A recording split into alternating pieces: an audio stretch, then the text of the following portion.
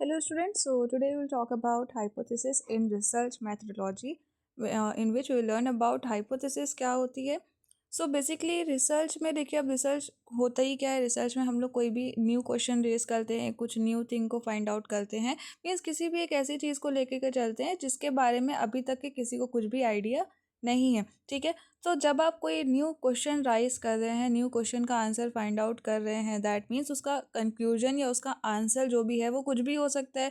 Right, उसका आपको भी आइडिया नहीं है, किसी को आइडिया नहीं कि उसका कंक्लूजन क्या आएगा. तो बेसिकली कोई लिमिट नहीं है, कोई बाउंड्री नहीं है, किसी भी तरह का आंसर या कंक्लूजन उसका निकल के आ सकता है. ठीक है, तो वहीं इसीलिए हाइपोथेसिस का यूज़ होता है, बिकॉज हाइपोथेसिस क्या होती है, ये एक तरह की बाउंड्री सेट कर देती है, लिमिट सेट कर देती है. लाइक आपने एक तरह से एजम्पशन होता है, इसको आप एजम्पशन भी एज ए सिनोनिम यूज़ कर सकते हैं. लाइक आपका जो भी क्वेश्चन है, आपने आपको रिलेशनशिप देखना है सपोज दो किसी फैक्टर के बीच में, तो आपने एक कंक्लूजन ले लिया है, एक आप एजम्पशन लेके चल रहे हो, लाइक उसमें पॉजिटिव रिलेशनशिप है.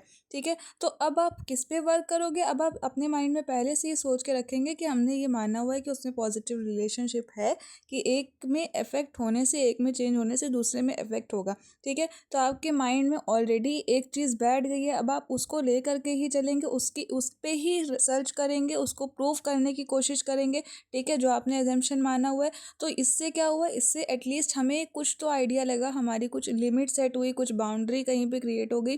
राइट, तो हाइपोथेसिस इसीलिए यूज़ करते हैं कि जब हम एक क्वेश्चन लेके चल रहे हैं, कुछ न्यू चीज़ के बारे में सर्च कर रहे हैं, तो वहाँ पे हम एजम्पशन पहले से एक ले लेते हैं, लाइक ये आंसर होगा. नाउ हम उसको प्रूव करने की कोशिश करेंगे, अगर वो प्रूफ हो जाता है इसका मतलब हमारी हाइपोथेसिस करेक्ट थी, जो एजम्पशन हमने माना था वो करेक्ट था.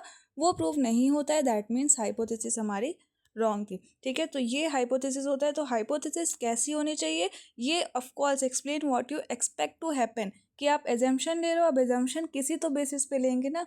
तो हमने पहले से कुछ हमारी प्रीवियस जो भी नॉलेज थी उसके बेसिस पे हमने ये एक्सपेक्ट किया कि हो सकता है.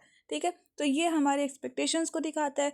Be clear and understandable. Of course कुछ ना कुछ जो भी एजम्पशन लेके चल रहे हो वो ऐसा हो कि उसमें कुछ तो रियलिस्टिक चीज़ें हों, आपको लग रहा हो कि हाँ ये हो सकता है. देन बी टेस्टेबल, अब उसको मेजर भी कर सकते हो, कुछ क्वांटिटेटिव डेटा उसको प्रूव करने के लिए मेजरेबल भी होना चाहिए. राइट, और contain and independent and dependent variable means उसमें दो फैक्टर हो, जिसमें से एक डिपेंडेंट हो एक इंडिपेंडेंट हो. इंडिपेंडेंट कौन सा होता है, जो किसी के चेंज होने से चेंज नहीं होता है. ठीक है, वो कभी भी घट बढ़ सकता है. और डिपेंडेंट क्या है, जो उस इंडिपेंडेंट वेरिएबल पे बेस्ड होता है. अगर इंडिपेंडेंट वेरिएबल में चेंज आएगा तो दूसरे फैक्टर में भी चेंज आए तो वो डिपेंडेंट हो गया. Right, so that is about the hypothesis.